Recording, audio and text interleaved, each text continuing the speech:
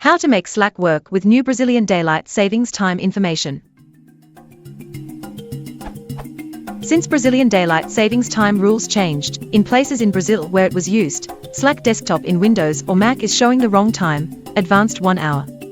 When I change Slack time zone to a place where daylight savings doesn't apply following their info, Salvador for instance, in some places of the app the hour is shown correctly, e.g. notifications, but on Slack rooms they still show up wrong. How to fix this?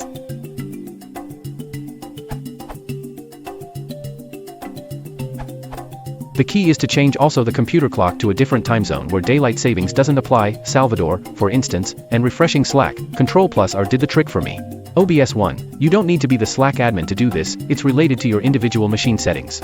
OBS 2, even if your time is showing correctly on your machine with your time zone set to Sao Paulo, for instance, Slack will show incorrect time. You must set to a location with no daylight savings information, such as Salvador.